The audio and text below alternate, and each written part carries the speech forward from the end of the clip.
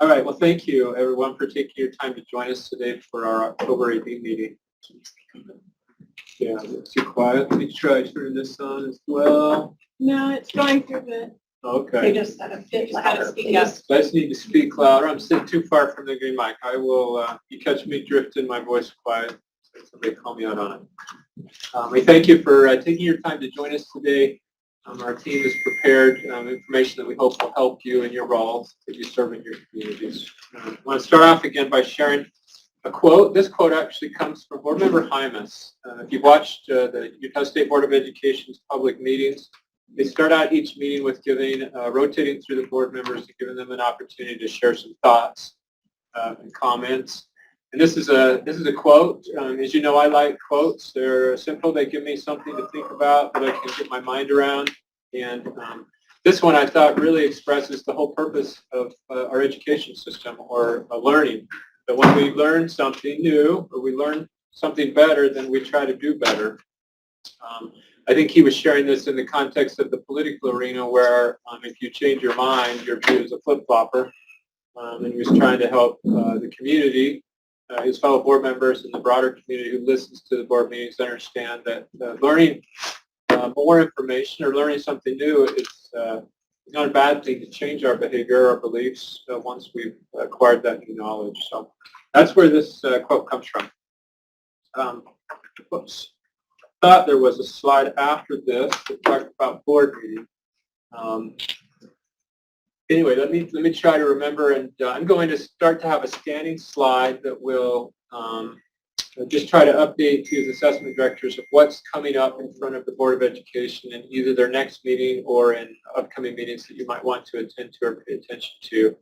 So in the full board meeting next Thursday, a week from today, there will be the Utah Consolidated Application, or the ESSA plan revisions, which we've talked about before in this group, and some of you have gone in and provided feedback in the public input period, and some of you have been involved in other ways, have been forming the amendments related to the ESSA plan that we'll take to the Board of Education.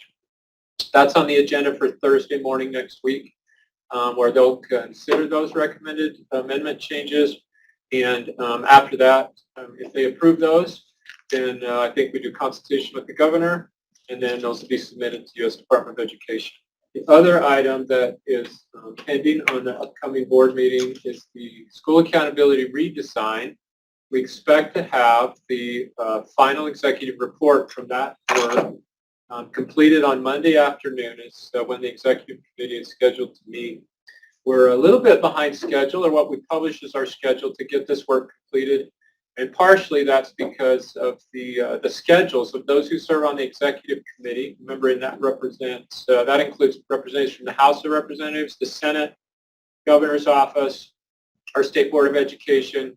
And it's been challenging to get those folks to have schedules where we could get them together to meet. So the draft report has been shared with our board members. But it's a draft report, so I'm not sharing details of that here today because I don't want to create confusion if on the executive committee meeting we hold Monday afternoon that changes, which it certainly could. Some of those recommendations, and then I anticipate having that completed and ready for board review on Thursday morning again of next week.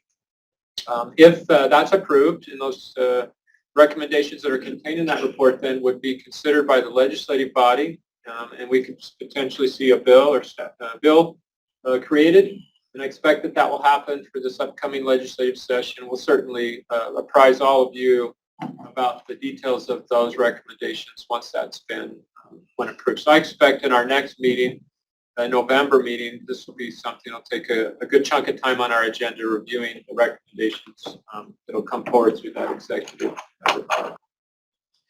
I wanted also just to talk a little bit about, we recently completed just yesterday morning our fall TAC meeting, our Technical Assistance Committee meeting, which includes measurement experts from across the country who come and meet here in Utah. We meet with them 3 times a year. We bring in our vendors with them, and they help us to take steps and ensure that our assessment system is of a high standard.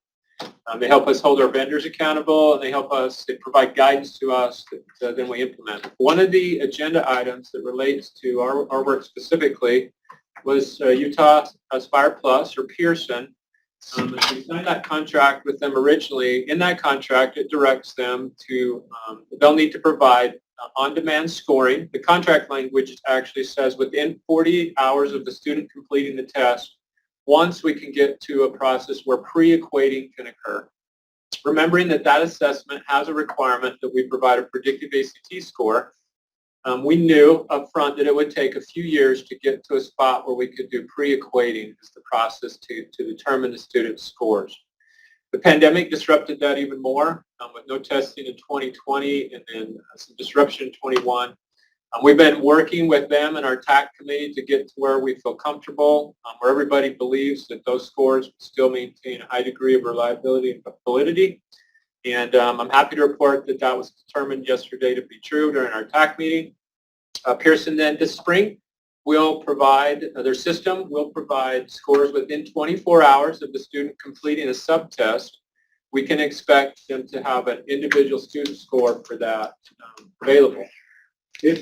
When they complete the last subtest, they'll get their composite score within 24 hours of completion of that assessment. So some of you administer that assessment as a battery, all the subtests in a single day or a single setting. Within 24 hours of that, they would receive their overall scores, including the composite score and predictive ACT. Some of you administer that assessment broken out over a number of days. In those cases, they would receive their individual score for the subtests on separate occasions, all within 24 hours of the completion of that test. So that was exciting news for us. We've felt the concerns that have been expressed through this body, as well as other entities that I meet with, just the frustration of not having access to scores more frequently. On that note, too, we're also working and preparing contract amendment with Pearson that we hope to take to the Board of Education in January. One of the big areas we're focusing on is improved reporting functionality for Utah Aspire Plus summative assessment, both at the student level and at the classroom, school, and district level. I think many of you who are used to working with Utah or with Cambium and the RISE system recognize there's some reporting functionality that exists there that's not present in the Pearson environment, and we continue to work to improve that for your educators and add value to that assessment. Another item that was discussed in the TAC meeting that is exciting for us, it might not carry the same level of excitement across the full community, and that is the development of cluster items for the language arts or math and language arts. As we move forward, when the board adopts new standards, this is specific to RISE, the RISE platform. You know that with science, with the new science standards that were adopted, they lend themselves very well to assessing those standards in a cluster or more authentic type of system or environment. And we are moving forward with, as new standards are adopted by our board, the ELA will go to them sometime in one of these coming months for their consideration, and then we will put together an implementation schedule once that's been completed. But just know that as we move forward, we will see more cluster-oriented assessment questions across our platforms, which again is exciting to us. The final thing that I want to talk briefly about is many of you probably saw on Monday the 2022 NAEP results were shared nationally. This is something that many people were looking forward to. It's the first time this assessment, which has a very specific role that the NAEP plays. It is sometimes referred to as the nation's report card. I read on social media this week one of the educational measurement people that I follow from Harvard. He references trying to help people understand how the NAEP is different than other tests. He referenced the NAEP as being a North Star in the constellations. So there's lots of stars up there. The North Star exists for a very specific purpose. In navigation, it allows you to know where you are, what direction to go to get to your destination. In the assessment world, it provides this consistency, truth of source that allows us to compare ourselves to ourselves over time and to take a look at how we compare our students and our system is comparing to other states in our country. There's no other assessment that any of us administer to students that provides that. There was a 4-hour release meeting that was held on Monday. Lots of national media that was engaged in that. You probably read some of the headlines about that. I do want to note that Utah was called out and highlighted in that 4-hour meeting by Peggy Carr, who's the commissioner of the National Center for Education Statistics, primarily because we're the only state in the country who 8th grade math scores didn't decline statistically significantly. When you compare that to the drop that the national scores show in 8th grade math, it's really quite astounding. There were other indicators within the NAEP results that show that give us indication that Utah students and our educational system, I should pause for a minute. The NAEP assessment really is about a system, not about individual students. Remembering we use a sampling approach for NAEP, matrix sampling approach. Our state assessment system and the assessments that are in that quiver are much more valuable for us making determinations about individual student progress, progress within schools or groups, monitoring on the effectiveness of curriculum and instructional practices. The NAEP really is an organizational, and in this case, the state organizational system around public education. But I think we should. It's tough because we know that our students that we still haven't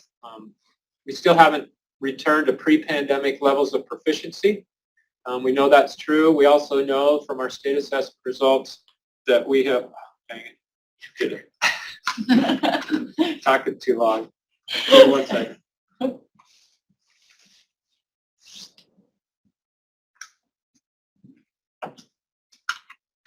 All right, here we go again. I'm going to see if I can talk while I try to get logged back into this. Making you log back in too. Yeah.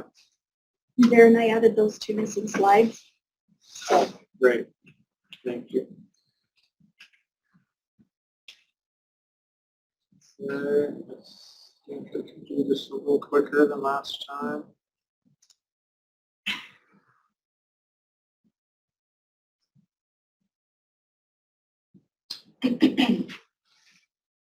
Anyway, when we look at the NAEP, some of those outlier data that we got from the NAEP, that Utah seems to stand out from other states. And then we consider when we look at our ACT graduating cohort data, in any state that administered more than 90% of their students completed the ACT test, and we see that Utah students, we have the highest average composite score.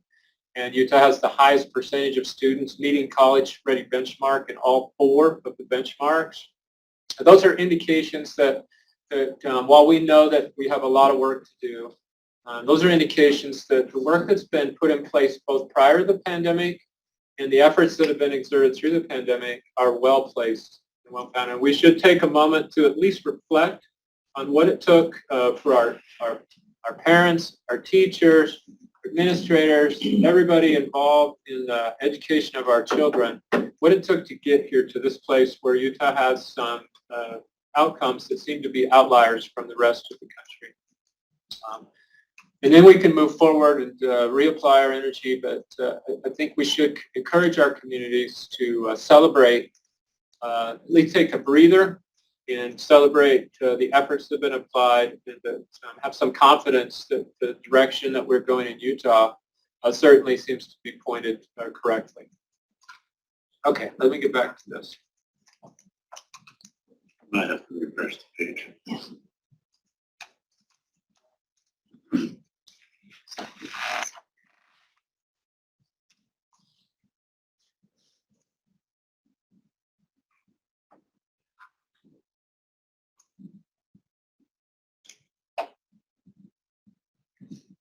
Okay, yeah, there's the information about the board meeting that are in your notes. I didn't reference the R27920 because in a planning meeting last night, it was discussed that one might be pulled from the agenda because there's still some additional conversations and work that needs to happen around that. And then this is the information about the technical advisory committee that that we already discussed. So I'll pause for just a minute if there's anyone who has questions for me or wants to add to comments that we've made to this point in the meeting. Go ahead and unmute, or you can raise your hand and Emily or someone else will call on you. Hey Darren, this is Michelle in Salt Lake. I missed the comment that you made about the ACT in Utah just a minute ago. It cut out. I was wondering if you could just quickly repeat that part for me. You bet, Michelle. Thank you for asking. When we look at the 2022 ACT graduating class report, we see that for any state that had more than 90% of their students complete the ACT, Utah students have the highest composite average score, and Utah students in each of the college readiness benchmarks have the highest percentage of students who achieved each of those benchmarks, which again, these are individual data points, and I always get really cautious about when I see articles like yesterday Monday I saw immediately someone in Florida trying to make a correlation and a causation that their NAEP results were a result of in-person learning. Well, we need to be much more humble than that. These assessment results, especially the NAEP, doesn't purport to point to causation in any way. But when you put together the outlier results that we see for Utah with NAEP, including the 8th grade mathematics, which we were called out publicly nationally by the director of the commissioner of the National Center for Education Statistics during the press conference on Monday. When we put that all together, I think we could take a moment to recognize that if we were to compare the education system and these assessment results, if we were to compare them to being vital statistics for the health of the educational system, I think we have evidence that we wouldn't be triaged. Utah wouldn't be triaged into immediate resuscitation. We'd be set aside, and other places would get the immediate care. We know that we have a lot of work to do, and that many of our students still need customized supports to be able to realize the promise that public education provides for them. But we should take a moment to just pause and think about what it took for us to be here, Utah, to be here as a community, having some of these results that are being spoken about nationally and seem to set Utah apart in some ways in a positive way. We know that if these results set us apart, signaled some kind of negativity, we would have to address that, and people would focus on that. So I think it's certainly appropriate for us to at least pause and reflect and celebrate the fact that Utah is in a position, their educational system, where people are looking to Utah and saying, how does Utah do those good things? How do those good outcomes come about in the state of Utah? Okay. All right. Megan and Michelle. Okay. Good morning. So let's get into some WIDA updates. We are nearing access already. Yay! So just some reminders about our dates that are coming up. The ordering, which will start right on Halloween, so next Monday. This test material ordering window will take place in AMS. This is just for LEAs to order Braille or alternate access. So again, only Braille and only alternate access. The state orders all other kindergarten access, online access for grades 1 through 12. You do not need to worry about that. We do not place orders for Braille or alternate access because that is determined by the LEA and by those language teams what is appropriate for those students. So you have 2 weeks a little over 2 weeks to order those materials for them to arrive in your initial shipment. If you miss something, do not worry because you can order those materials additionally in the additional test material ordering window, which opens right as the test window opens. So your next big date, again, test ordering for Braille and alternate. And then after that, coming December, we're already there, holy cow, is when AMS will be available to start setting up your test sessions. We'll be able to see your students in AMS. Everything should be loaded. And then also, please remember that I believe those dates are actually wrong. For some LEAs, the majority of Utah LEAs will be receiving their materials that first week of January, unless you specified with me earlier this year that you needed them shipped the following week. So again, please know that that date for shipment is wholly dependent on what you requested through email with me. So we're gearing up. Please let us know what questions you have. All right, next. Also, just to clarify, we are participating in the WIDA Access Alternate Field Test. You do not need to order any materials for the field test. So the materials will automatically be sent to you. They are coming in a later window. As we get closer to this window for field testing, we will begin to really heavily communicate what steps you should expect to take as we engage in this field test. But again, you do not need to order any of those materials. Those are going to be predetermined by us and WIDA for what to send. However, if you really do need some materials, there are ways to order them and we will let you know. But again, do not worry, you don't need to order anything. Next. Just a kind reminder, all access reports are available in the data gateway. So you can check and see current students that you have, especially students that may have transferred into your schools and your LEAs, what their past scores on access have been, if they should be in monitoring, if they're still receiving active services. Please do note, if you are having a hard time accessing the data gateway, every school and every LEA should have I want to say a commissioner, but that's not the right word. The overseer, the overlord of data gateway. Someone is in charge of the data gateway and all the accounts. The data gateway administrator. Thank you, not an overlord. I like how you went from commissioner to overlord. It makes sense in my mind, but there we go. Every LEA should have somebody who is assigned the role of data gateway administrator. Yes. So please talk to that person. I kind of want to just go with overlord, data gateway overlord at your school. They need more recognition. They do. Give them a badge.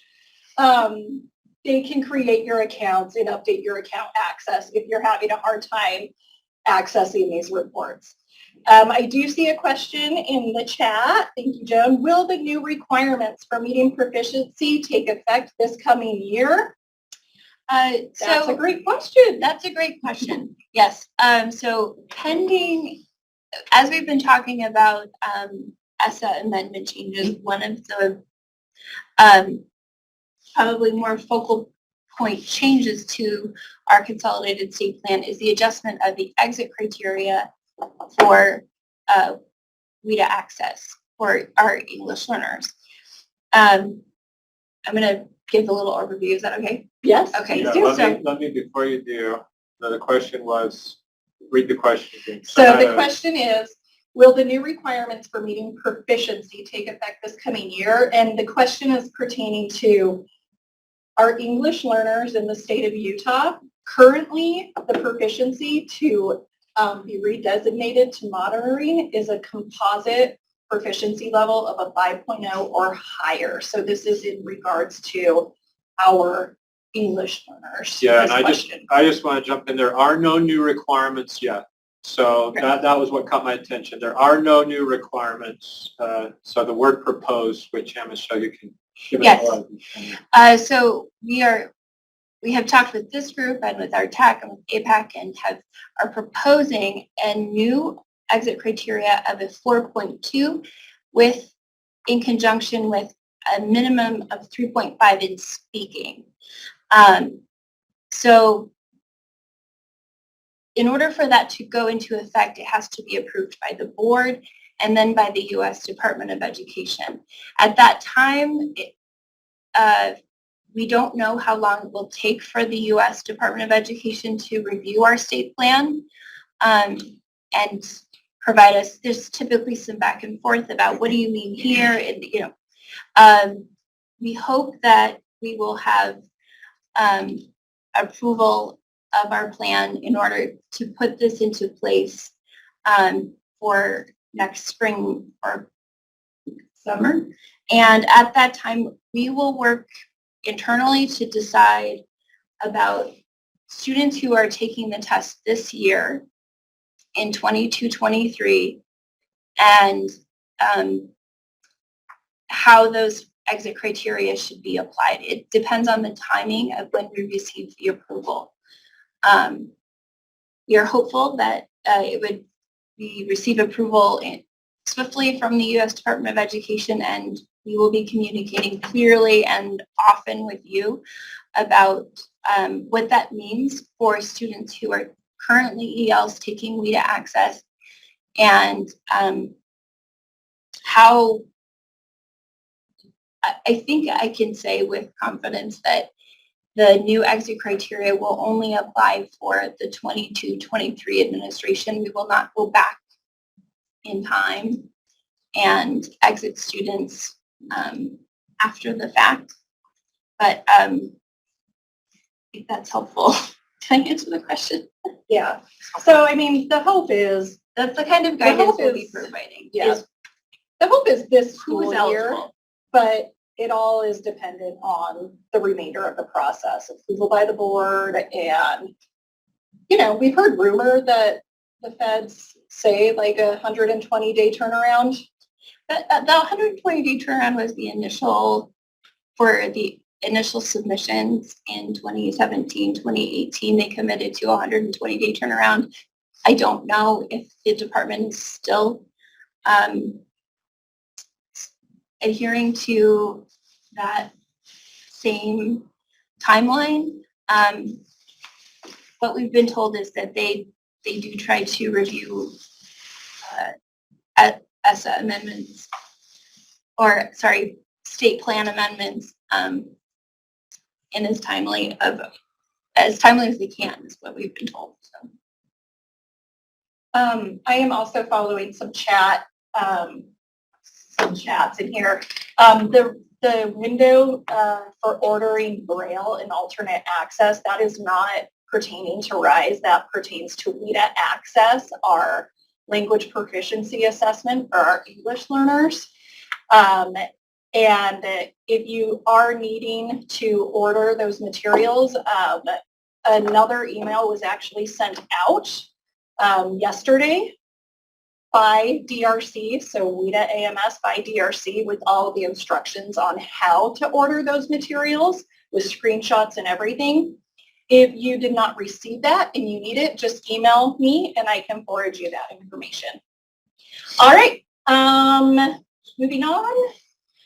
Just last reminders for training. We will have 3 more webinars, virtual webinars, coming up in December for if you are doing any test administration, for regular online, alternate, or kindergarten access.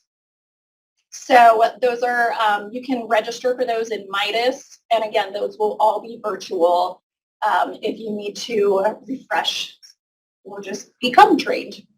Oh. And of course, our contact information, please reach out. We are always delighted to hear from you and want to help and support you and make this WIDA experience as smooth as possible. All right, and it's still me. Okay, switching hats. Assessment to achievement. We haven't had a chance to discuss this for a while, but guess what? We are recruiting for our next cohort to begin this summer. So we are going to start heavily messaging this opportunity out. This is a legislated and funded opportunity for all schools in Utah. And I'm not going to read through everything. I'm going to just give some pretty broad strokes because we have a hefty amount of stuff to get through today. But just to review, if you are not familiar with assessment to achievement, sometimes called A to A, is what is it? It's a program where we work with cohorts of school cohorts for 4 years, and it is to really, it focuses on building capacity in our educational leaders at our schools to create positive outcomes for our students. And we do that through ongoing professional learning, on-site coaching visits, and really focusing on implementing or tweaking systems in place to have long-term and lasting effects. And so how do we get there? Well, with our next slide, we always base everything around improving academic outcomes for all students, and we do that through 3 main objectives, and that's collaboration, data usage, and instruction. These are not new concepts in systems that are in schools, but the hope is to focus on these 3 things to really make them a little more effective and efficient and make changes. We realize that change is sometimes hard, but we hope to just tweak some of the practices in place to make them even better and smooth in your school. So teaming, right? No one ever wants to go to a meeting and be like, we could have just done that through an email, right?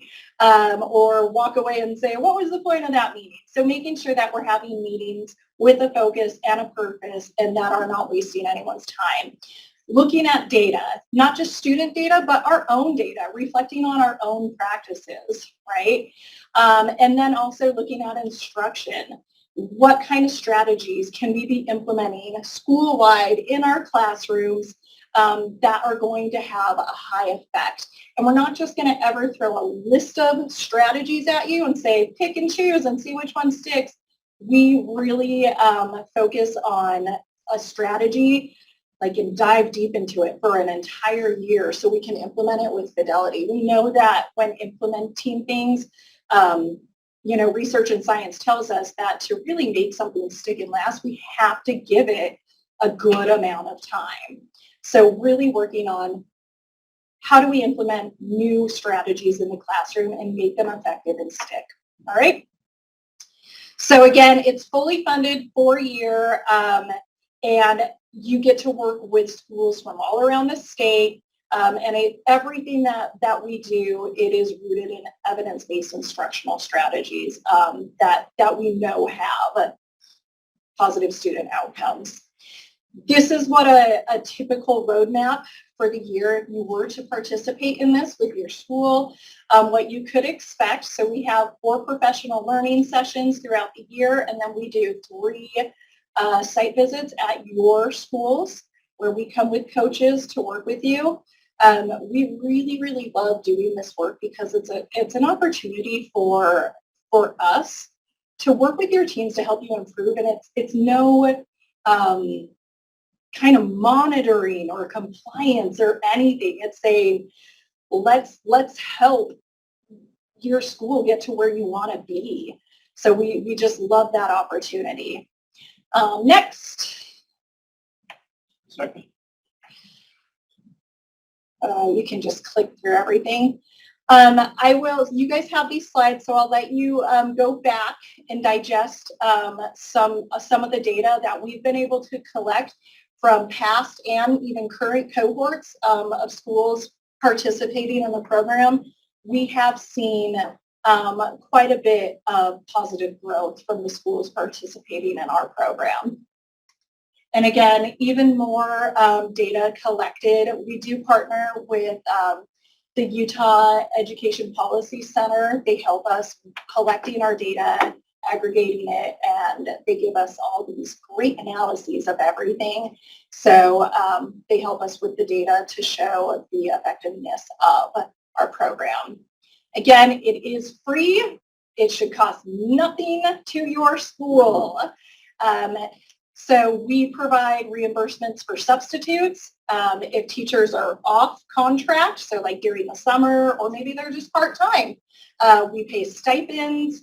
And if your school has to travel, we provide all travel and lodging and everything like that. So again, this should not cost your school anything.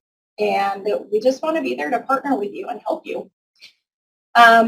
Again, I'll let you read more information about why it is unique and effective. And then if you are interested, we have a registration link here.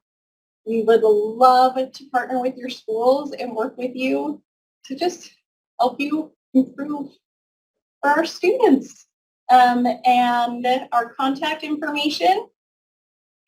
So I am a co-program manager with Whitney Grant, and we are both available for questions anytime. If you're interested before you register, if you just want to talk through anything, please let us know. And then Whitney, she is online. Have I missed anything?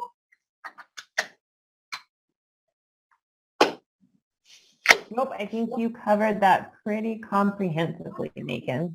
So, but definitely if you guys have any questions, please reach out to Megan or myself, and we're happy to answer those or have conversations about the program. So Megan, let me ask a question that maybe somebody has. This sign up for registration, does this occur at the school level or at the district level? So does the district person sign up schools within their district, or does the school principal sign up for the A2A program? That's a great question. It's either or. You choose. So if you want to sign up at the school level, please do. If you want to sign up at the district level, and you have multiple schools that you would like to have participate, I would say do probably a separate registration. I'm going to defer to Whitney on this. Probably a separate registration for each school. Yeah, what do you think? If it's at the school level, yeah, I would say a separate registration for each school. Okay. And then all I would say is I'll add a personal testimonial. Prior to coming to the State Board of Education, I was part of cohort 1 of A2A. What cohort are we on now? No, we're calling this one cohort 3, but technically I believe it's cohort 5.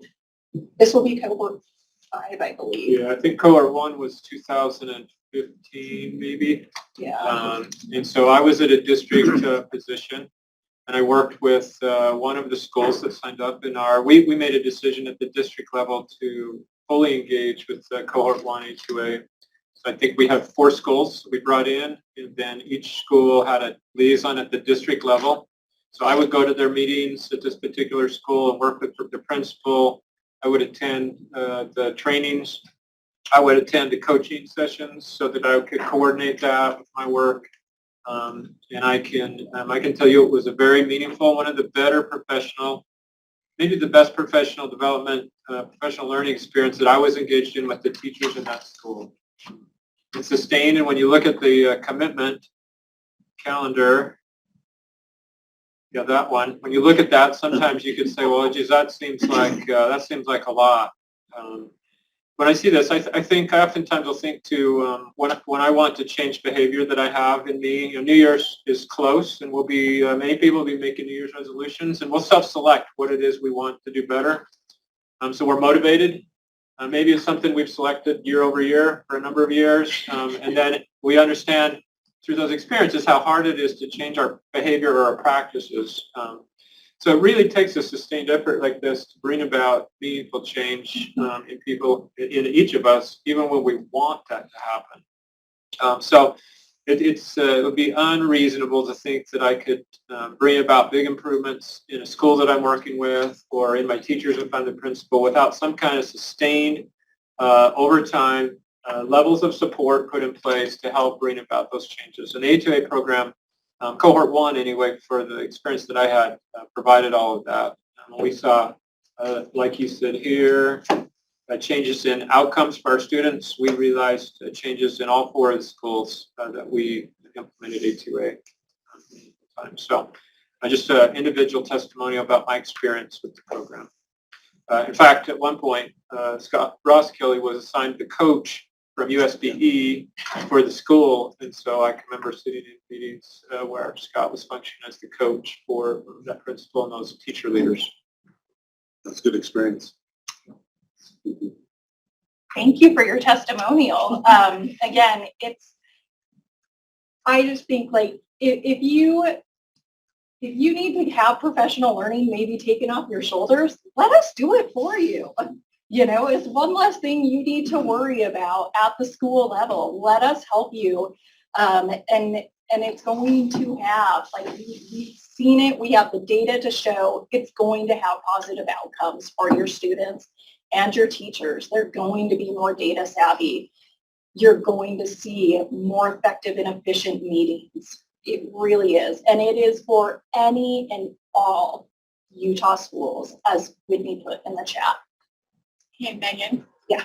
I got a question directly to me. So, Okay. how many schools will be selected for A-to-A?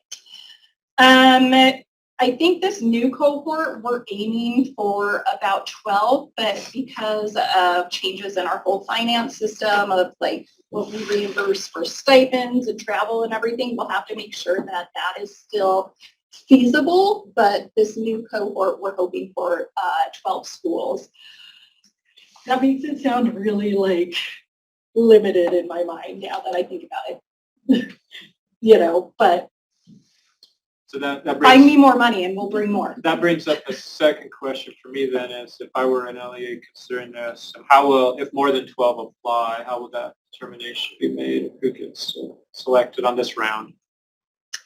So we will normally look at a myriad of things. We have like a rubric and, you know, their needs basically. We take a look at report cards. We take a look at data. We will talk to the schools, get some anecdotal evidence and data as well. Whitney, remind me, we haven't recruited for a while, so I'm trying to reach back to that rubric and like that criteria.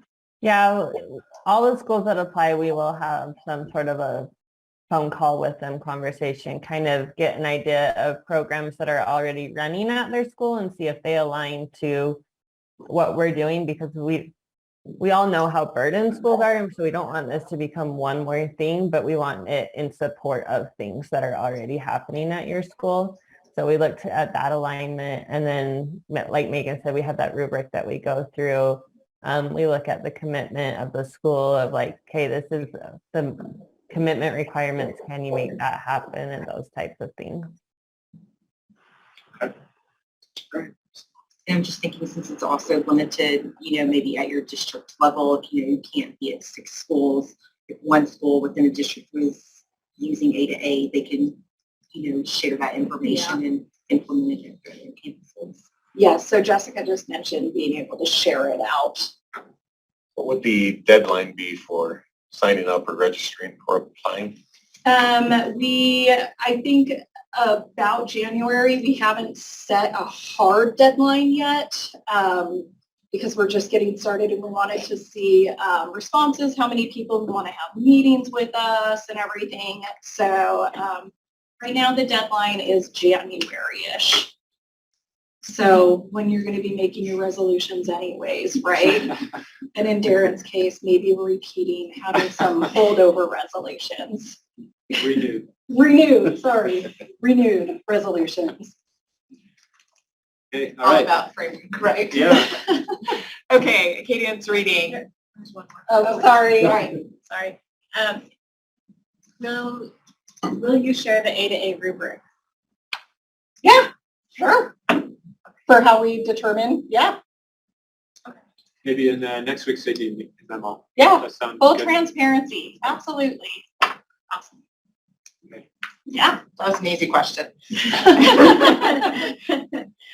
Okay, just a reminder for Acadians reading, you should be sending out those parent reports.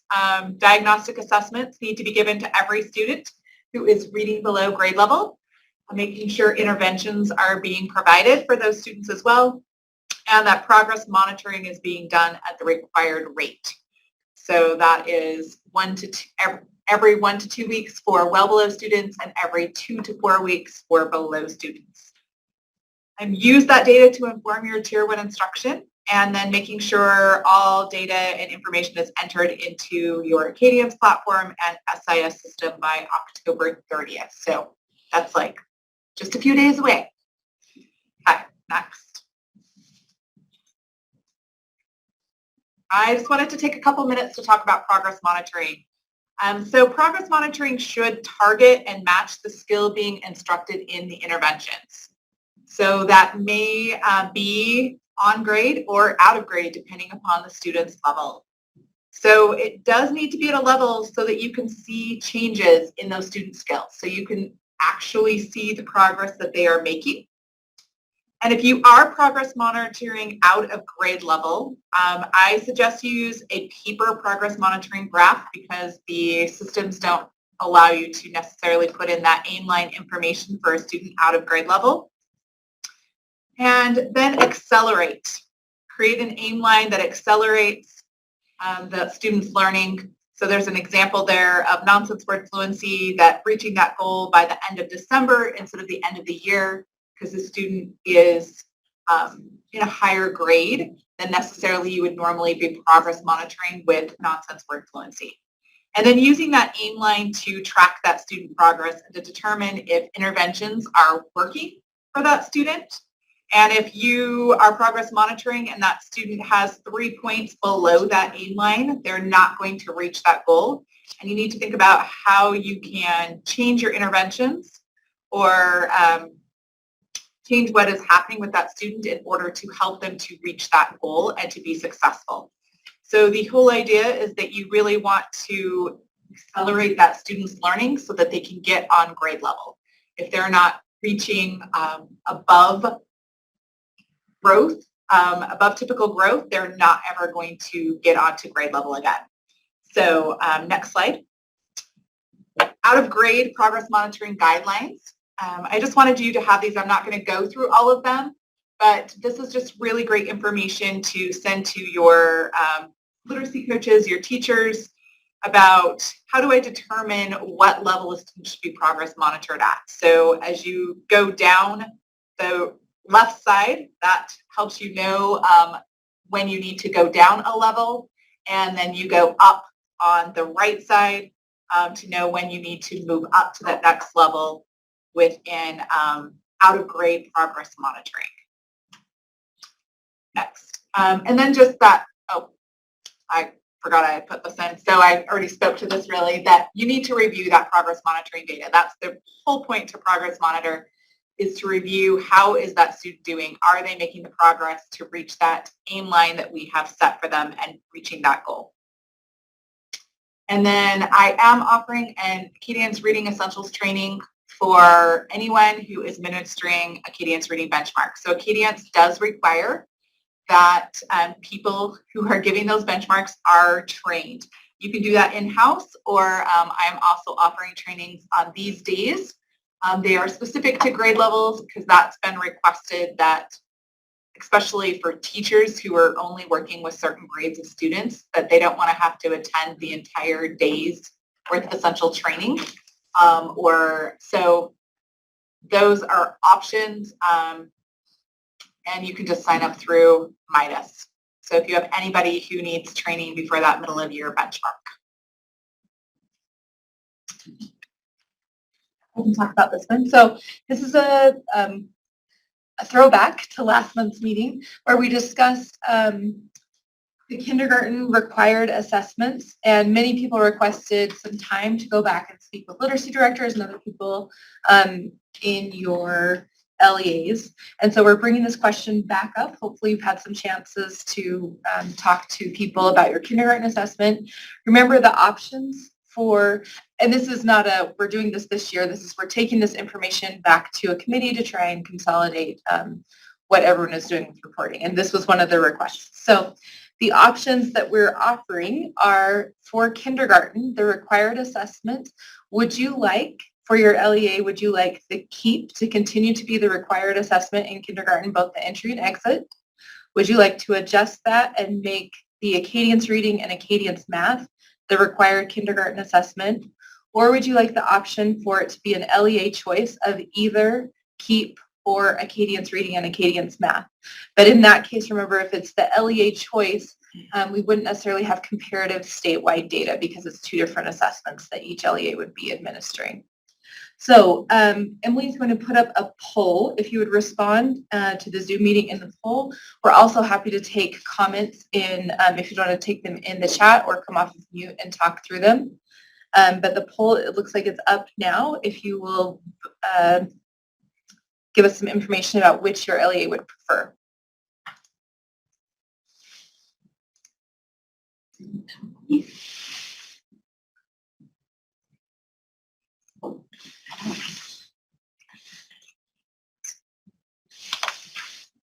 Can you help me find the poll?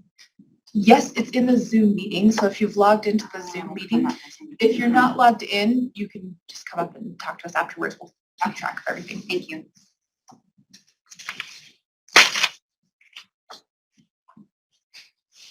Can you tell what our response rate is, Emily?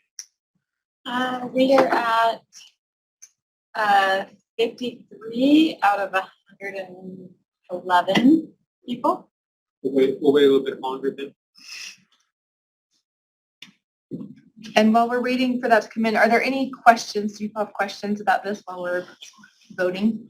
So I had a question. So can an LEA choose to give both the KEEP and the Acadians reading and Acadians math still? Or will it be one or the other?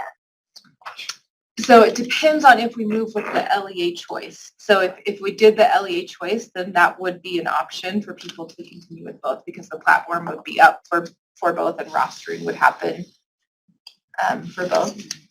So yes, they could do both if that was the way we went with the LEA choice. So there's a question in the chat. You can see that.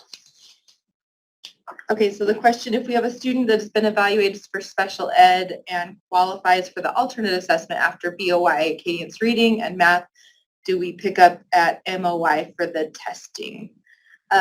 Yes, and I don't think Tracy is on here, but yes, as far as the alternate, if you have a student that has been evaluated for special ed and qualifies, that's the key part. So just because a student has qualifies for special education services doesn't automatically mean that they would be taking the alternate assessment. So that's an IEP or chat team decision about which assessment they take. But at that point, if it's been determined that they should be taking the alternate assessment, then yes, you would start at middle of year with the alternate test.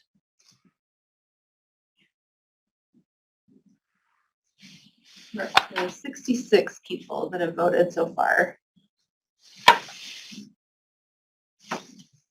That's a pretty good response rate.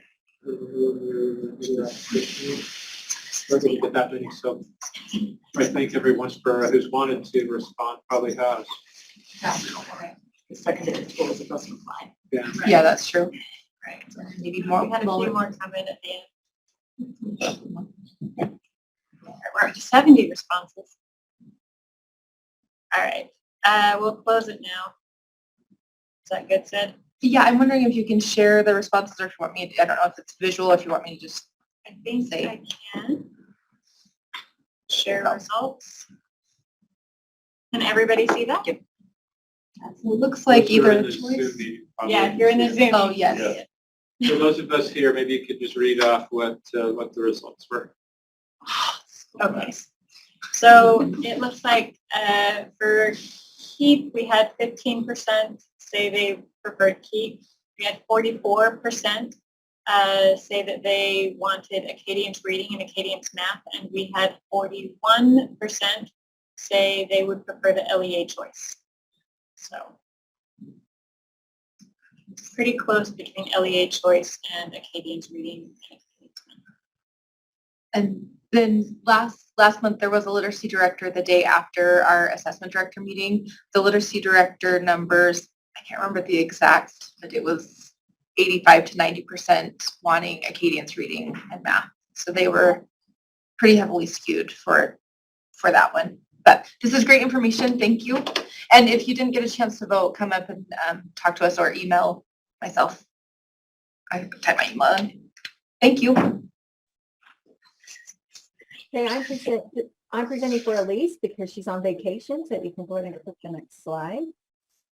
We're going to talk about the Apple test for our DLI school. The welcome letters were distributed via email to all the users on October 13th. Maureen and Elise have been fielding lots of questions about rostering. And so you may want to, if you are seeing some issues with rosters, remember Maureen Rushing is the person that you want to reach out to. And I'll type her name in the chat in a few minutes. A quick reminder that the Apple testing window runs from October 17th to December 2nd. But we are strongly encouraging everyone to test early rather than waiting right up to the last minute to prevent some of the issues with unrateable tests. You can click the next slide. One of the things you want to make sure that you do is update your teacher account, use the helps that are on the client side. If your users have forgotten passwords or usernames, you want to review your rosters. And the next two bullets are really critical. Please make sure that both the students and those administering the test are familiar with the demo, which is basically the training test for the Apple test. And please do the provided systems checks that are in there because those are critical as we start to test. We sometimes find some issues about that. Okay, Apple reminders, a couple things about the actual administration of the test, which is why it's important that the teachers understand it's better to test early than wait till the very last minute. And that is that the components are available for about 14 days after they're assessed. Every test will auto-submit for rating after 14 days. Most Apple ratings will be released within 2 weeks of the date when the components are submitted, and the scores for interpretive reading and listening are generally posted within 1 reading day. And if something's rated unrateable, the system will automatically generate a new test for that student to retest with new credentials the next day. So it's important that when you're administering the Apple test, that they are very aware of paying attention to each component of the test, particularly if they get an unrateable rating. Next slide. And so if you do, a couple of things that are some troubleshooting things, make sure that the students understand that they need to answer in their target DLI language. This is not a test that's assessing English. It's assessing the language that they are learning in their classroom, which is one reason, particularly with the younger students, it's important that you use the demo test so they're familiar with that. That system check is critical. Please make sure you clear the cache and cookies on the browsing before you test, and work to minimize background noise as much as possible. Using good headsets is really sufficient to avoid that. And as Elise has mentioned, if you're using Apple products, they actually work better if you're using Apple microphones and headphones. For whatever reason, it works really much better. Okay, so let's talk about RISE. Not a lot to exciting stuff about RISE, except that the mid-year summative window opens next Tuesday on November 1st. A quick reminder, mid-year summative window is open from November 1st through December 23rd, opens up again January 3rd and goes through March 3rd. The only reason there's a gap in the middle is that the system goes offline for the winter holiday. The benchmark modules do not ever go down or go offline. They are open from August 1st all the way through June 15th. I'm going to say the wrong date, but middle of June. And so remember that those are there. The number one issue that we've had in the past is that people switch to the semester or the trimester and then go back in to think, oh yeah, we're supposed to give the mid-year summative test. And the enrollments have changed, and all of that stuff changed, and everyone needs to go in, make sure that you complete that before you do your switch to make it do. And Natalie, the mid-year summative is only mandatory for students who are enrolled in a semester-based class. Like, for example, if they're accelerating math and they're taking math grade 8 in the first semester, and then they're taking secondary math 1 in the second semester, they take the mid-year summative for grade 8 then, and then they take secondary math 1 in the spring. Next slide. I'm pretty excited that we finally have time in our AD meeting to announce and that this is posted. If you remember over the last year, we've been talking about posting an assessment task calendar that highlights the tasks that happen throughout the year for assessment directors. And it is now posted on the Assessment and Accountability webpage under Resources for Assessment Directors. And if you click on that link, you will see that each month has some high-level highlights of things that need to be accomplished during that month. Now, remember, every LEA is different. Some of you have more, you have more staff that help do things. Some of you do all the things. So we didn't specify out like this is for technical people, this is for different people. This is all of the things that you need to make sure that just to get accomplished, to kind of give you a high-level overview of what happens throughout the whole year. This is not intended to replace the assessment director memos. All of our assessment specialists will continue to provide really detailed information in those AD memos. This is meant to complement that and give you a high-level overview or some calendaring information if you want to go in and do that throughout your year. We have a high level of turnover now for assessment directors, and that's something that's kind of new. So if you have any questions about it, feel free to reach out to me and we will help you with that. And this was a group effort by everyone. So, okay. Utah Aspire Plus. Basically, the schedule of events is available at the beginning of November. The target date we received from Pearson is that it should be available under the Utah Aspire Plus tab on the Resource Center on November 4th. This is where you read and look at all the information you need for upcoming information about Utah Aspire Plus. Remember, that window doesn't open until the spring. If you have any questions, feel free to just reach out to Elise or myself, and I'll type my email address in if anybody has any questions, and Maureen's as well. Thanks. Oh, Scott Roskilling, your ACT project overlord. I like that title. It's good. I forgot. Okay, you put that on my business card too. Thank you for the quick response in the ACT org file. We got that updated. ACT has it updated in the ACT SEC system. If you need further updates made, you have to make them yourself. Hopefully you have access to that system. We've had a lot of calls lately from people asking me to give like high school testing administrators access to different things in the system. And since I can't verify employment, I'm really not going to do that. I don't know if they're really an employee. It could be a disgruntled fired employee. It could be from Russia. I just don't know.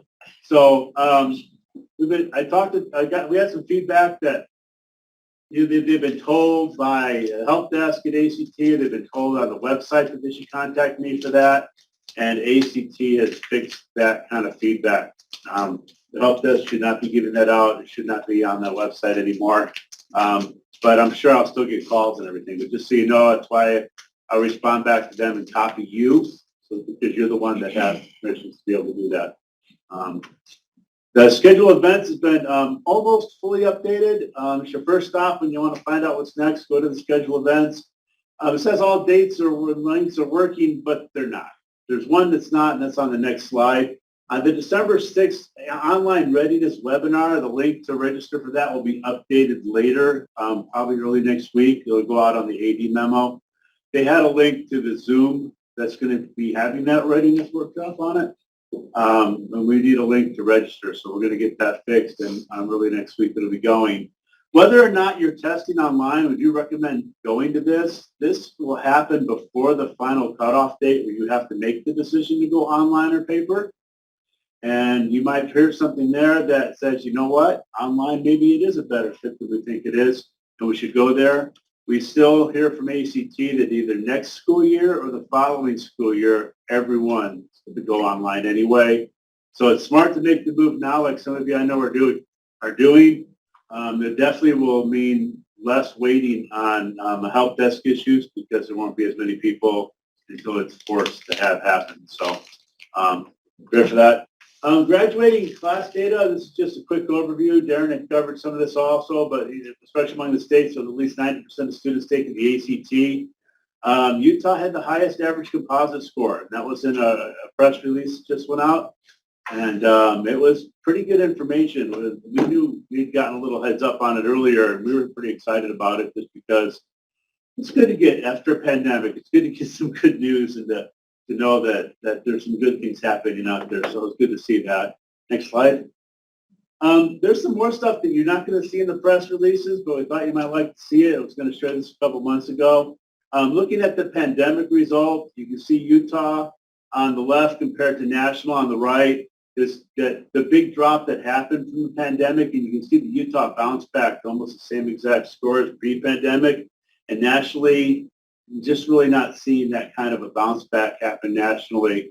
When we drill down into the actual data and look a little bit more closely at the national versus the Utah comparison, go to the next one. This is a national result of rebound. And so what you're looking at is pandemic year versus after the pandemic year. And this stat is where you want to look at zero, right? Everything, all these bars are going down, meaning there's been a drop in the average scores. And the rebound that's happened is very negligible. Sometimes, like for math, even, ooh, that's bad rebound. It even got a little worse. If we look at the Utah data on the next slide, it's totally different. It's pretty stark. Our reading scores are literally up at a massive level in terms of rebound, which we're happy to see. Everything had some level of rebound. You see that the error bars will be a little longer. It might not be statistically significant, but at least it's trending overall in the right direction is what we're really happy to see. If we go back to the national ones and go by group, we get the composite scores, and we can see that the different groups in terms of rebound that happened nationally, and there's really not a lot of rebound. But if we look at the Utah rebound on the next slide, again, very stark. Larger error bars, a lot of these groups are really small for us here in Utah, but a lot of trending in the right direction, except for our Native American population and our Hawaiian or Polynesian populations. But a lot of pretty exciting news when you actually look at the data in terms of, people are like, well, maybe it was just one group that separated out Utah. No, it's most of our groups are actually having a really good rebound effect from this.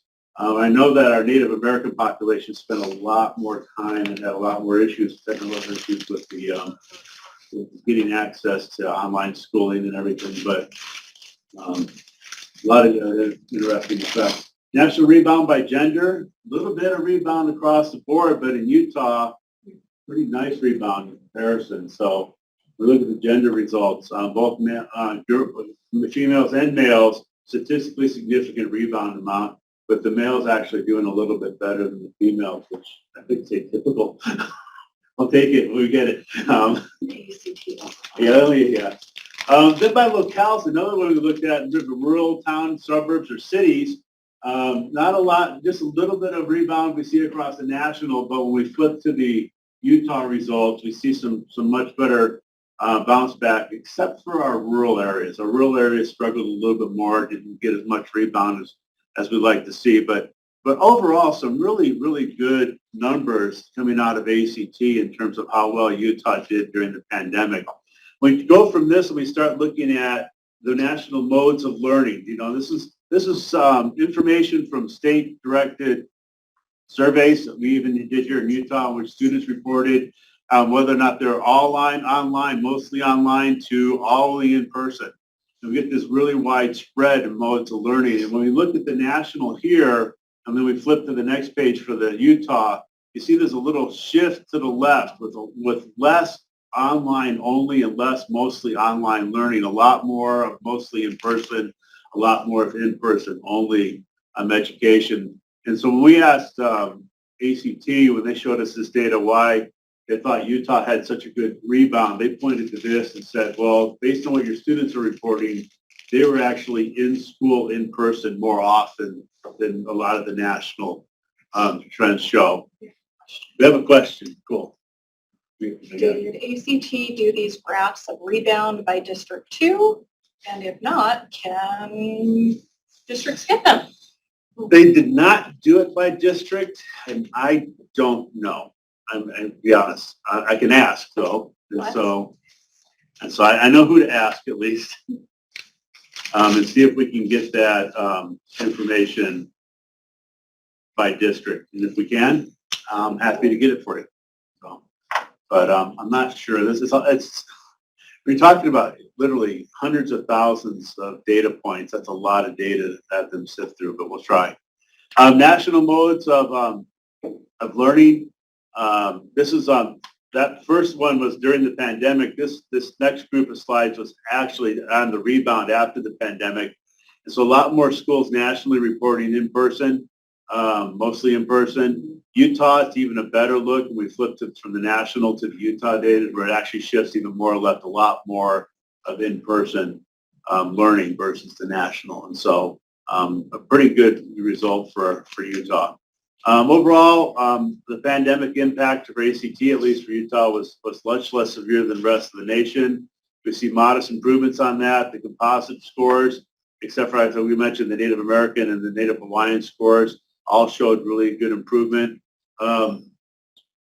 And we think, like I said, based on what ACT has told us, that they think it's because Utah students were more likely to attend in person during that pandemic year, and less likely to be in person only, less likely during that in person only during the 2021-22 year.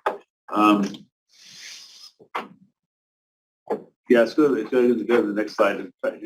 I get really excited about the data. My graph's a little funky on this one. It didn't come out the way I remember it. This is just some compliance alerts. In 21, and then we've seen some misadministrations through the wrong materials or underproof accommodations.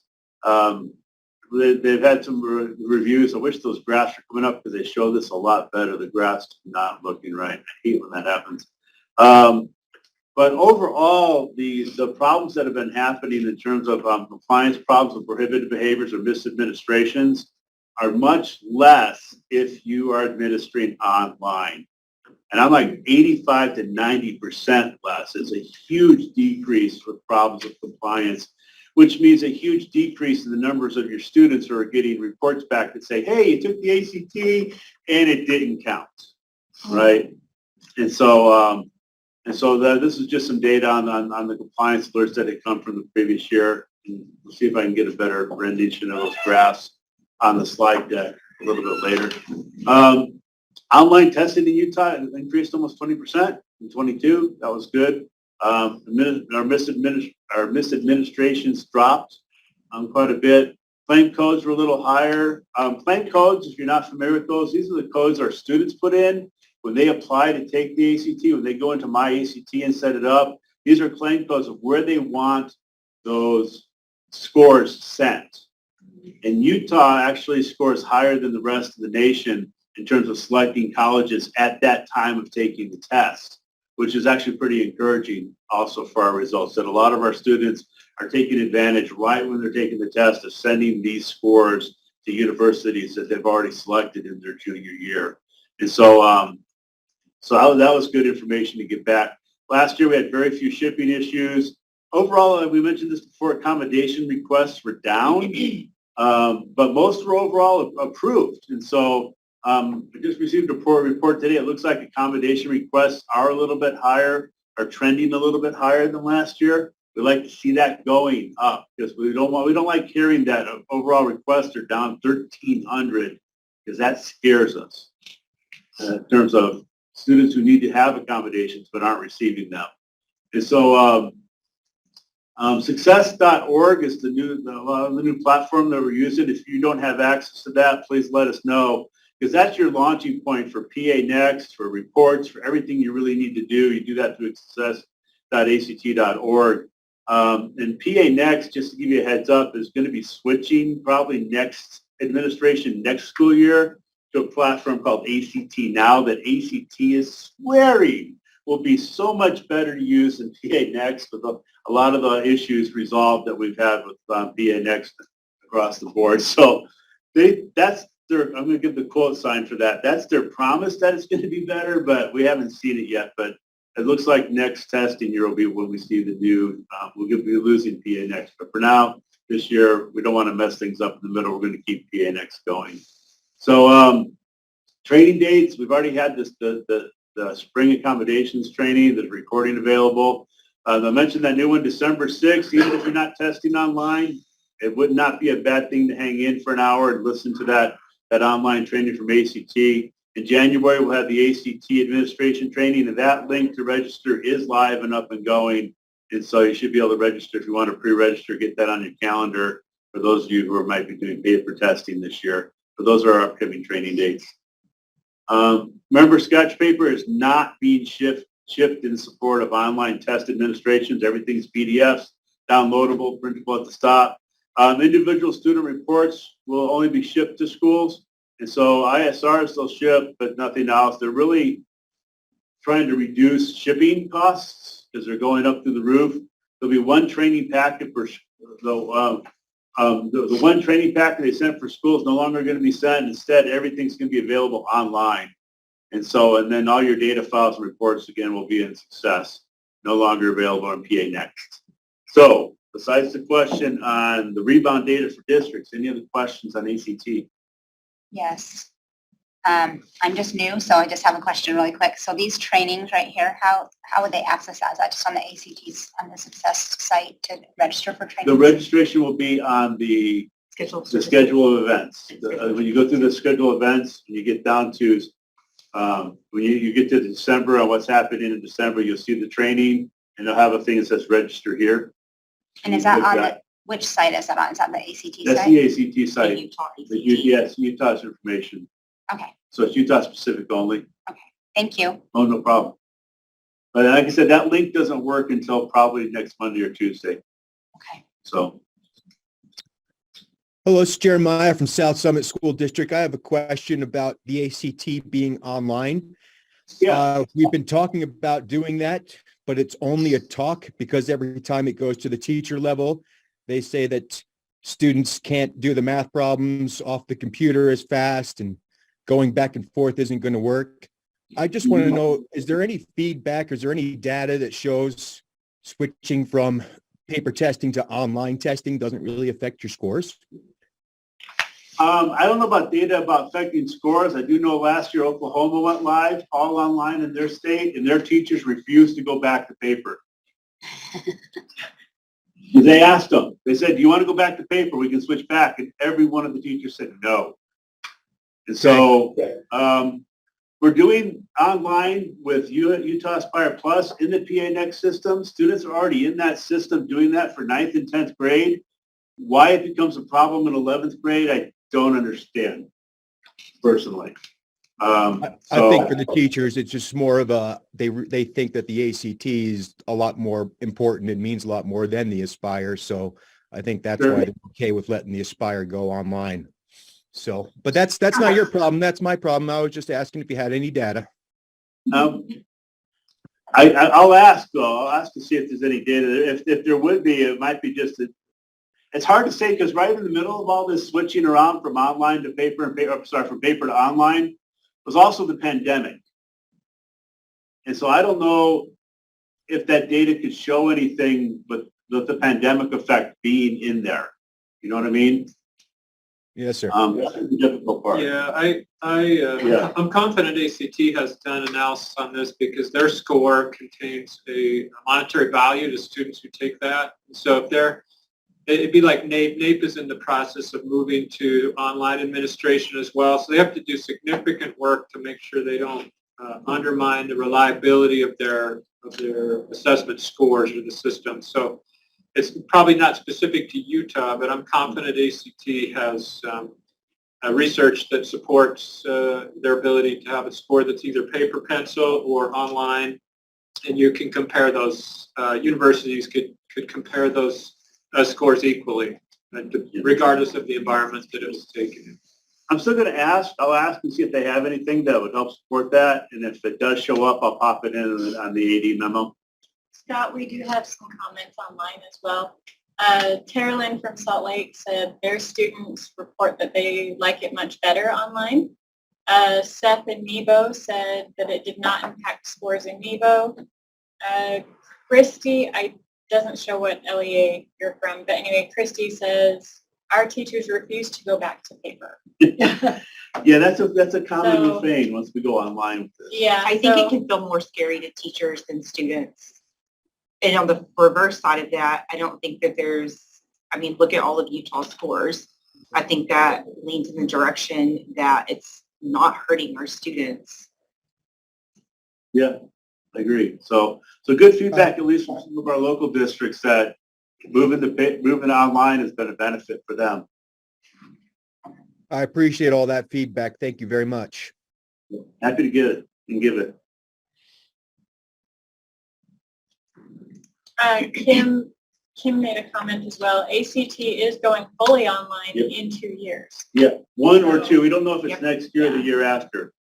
But they told us 2 years for being able to use an iPad, and you can use an iPad this year. And so they went fast. Once things moved there, they happened pretty quickly. And so I literally was at a meeting, they said it'd be a year or 2, and then 2 months later, they said, oh, you can use iPads now. So I don't think they'll move us all online this year, but it could happen next year without us having a say either way. Don't know.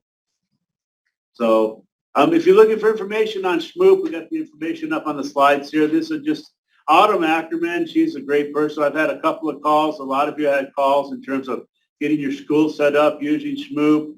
There's a lot of extra helps with Schmoop in terms of our ACT prep, and they've been exceptionally helpful. We've seen a big uptake in schools using Schmoop, and so we appreciate everyone that's made that move.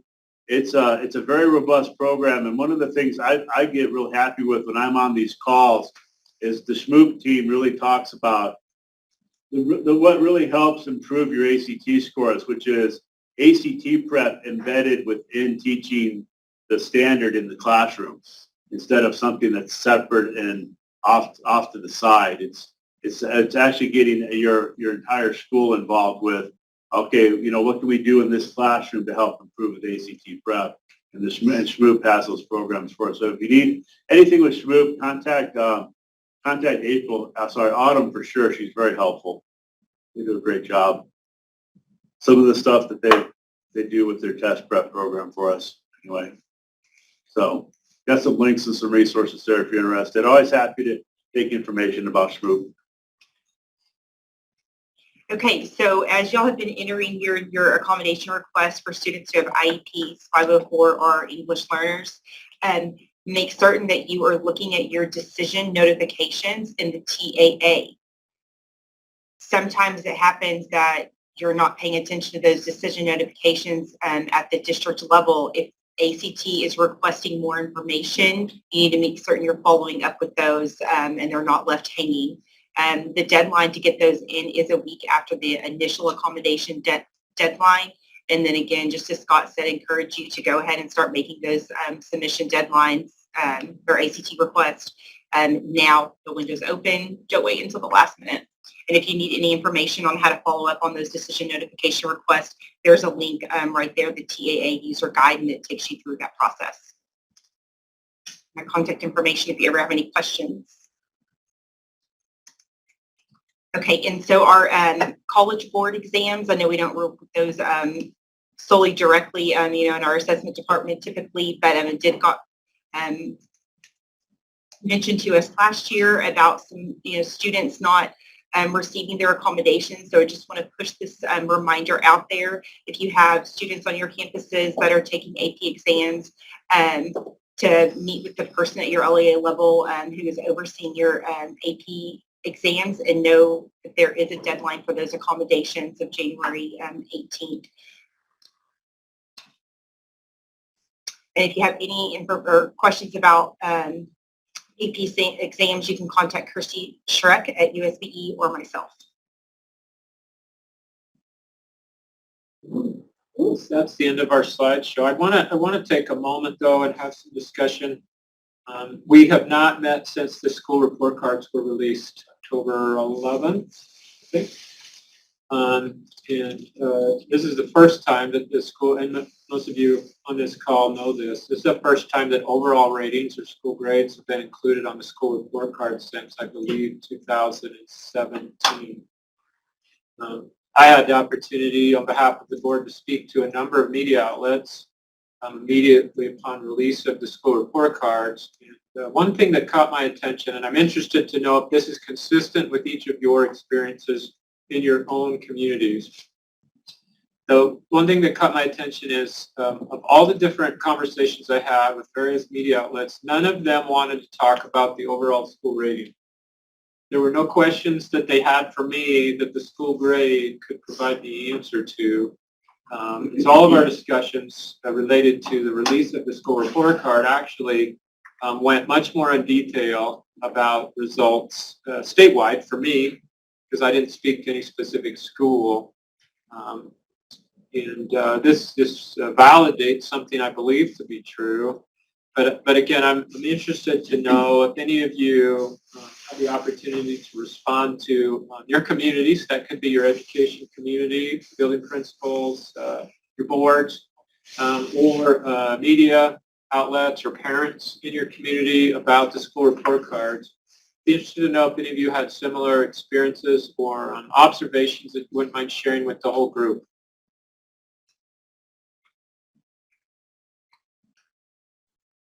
I'll share something that we had come up in our Emory School District. And gratefully, Aaron Bruff was good enough to call and have a really in-depth visit with me. And then he and Elise Fry came and they worked with some of our folks in our district. But here's what came up, is that in our district, we had 5 schools that all got C's. And here's where I guess the concern was. So we had all those schools with C grades. However, one of those schools had an entire grade level that were 0% proficient in math, science, and language arts. So the question then became, what in the heck? How can a school that had that show up versus a school that had really performed well, had growth, had all these other things, they ended up with the same grade. And it was quite a discussion, even in our admin meeting. And I think the administrators understand that there's more pieces than just that proficiency score. However, then the next piece came up, well, okay, the CTE courses, that is really what boosted that school. That's what made such a huge difference to that school that had such scary proficiency levels. And so I guess that's just where our discussion went. How do we look at that, or how do we have a good conversation about that, or how do we explain that to the public, or all of the above? Thank you for sharing your experience with the release of the report cards. And I'm happy to hear that you received the support that you had requested from staff here at the state board. I think part of what I hear you saying as well is one of the goals of the school accountability redesign. One of the stated objectives is to try to make sure that it's simple and easy to understand. And I think what I hear you hear in some of your comments, I'm inferring this, is that the current system doesn't necessarily achieve that threshold of being simple and easy to understand, because even educators and the leaders in our LEA sometimes have difficulty explaining how the school report card is determined. Is that fair to say? Yes, that's absolutely it. It also sounds like this overall school rating, though, was important, an important piece of information that your community paid attention to. Yes, they did. But understanding how those 4 different areas combine and how CTE courses were more important than proficiency, I think that was really their big stumbling block. Yeah, as far as post-secondary readiness, the CTE pathway, AP and concurrent enrollment are certainly important in that area. Does anyone else have thoughts from their experiences with the release of the school report card in 2022 that you'd be willing to share?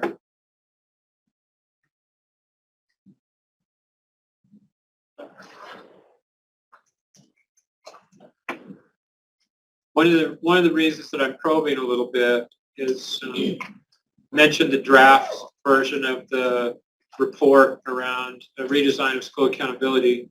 The advisory committee that's worked on that for just about 11 months, 10 or 11 months now, one of their recommendations to the executive committee is to discontinue the overall grade, overall rating or school grade. That's not going to be accepted by everybody who's involved in the executive committee, and I expect on Monday that'll be an important point of discussion for that group as they talk about completing that report.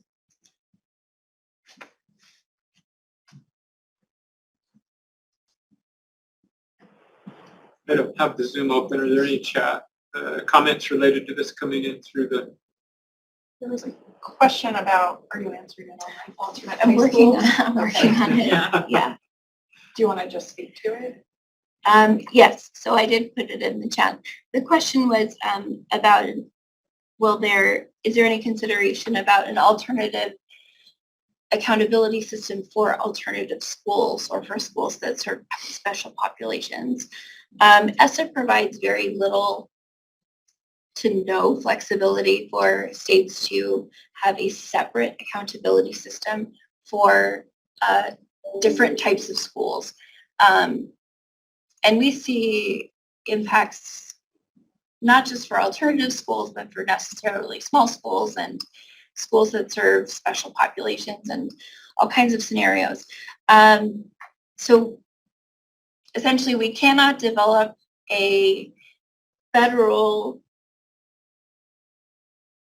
accountability system that is separate or different from the system that applies to all schools. However, there is a section under ESSA, in our ESSA state plan that addresses what is called schools for which accountability determinations cannot be made, which many alternative schools fall into that category where they don't have sufficient end sizes or,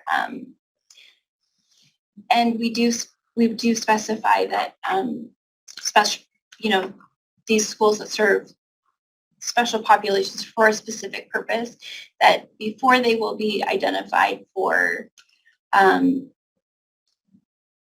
school improvements such as CSI, that they will receive a second tier review, which means we will consider other kinds of data such as qualitative data and input from the school. So that is how we have managed to include special consideration for alternative schools. The one place that we have no flexibility is in identifying schools with for CSI low graduation rate. And we understand that often alternative schools are identified for that category. Unfortunately, that is what is in the law. So I hope that helps. Right. Well, if there are no other comments, I'll just leave you with my gratitude for the work that you're doing in your communities to advance the academic achievement and well-being of our students. We do have one more question. One more question. Okay. Oh, and Michelle just said email.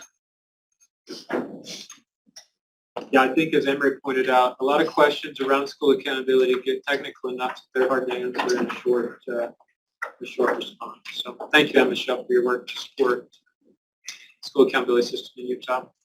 And again, each of you for your good work. I want to thank the assessment team here at the State Board of Education. It's such a pleasure to work with them. When our TAC meeting concluded yesterday, I'll just take a personal privilege and share comment. Remembering these TAC members that are typically professors at various universities in educational measurement, psychometrics, and they get the opportunity to interact with state departments of education across the country. Many of them serve on multiple TAC, technical assistance committees. And at the conclusion of yesterday's TAC meeting, one of those individuals took time to express how much he appreciates working with the staff at the Utah State Board of Education.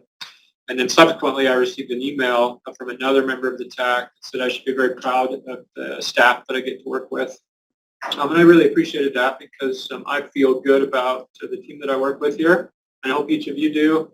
But to hear that from somebody who has the perspective of working with other states, it was especially meaningful to me. So I want to share that for the first time with the staff who's with us today, but express my appreciation for that and the opportunity to have to work with each of you. Have a wonderful rest of your Thursday.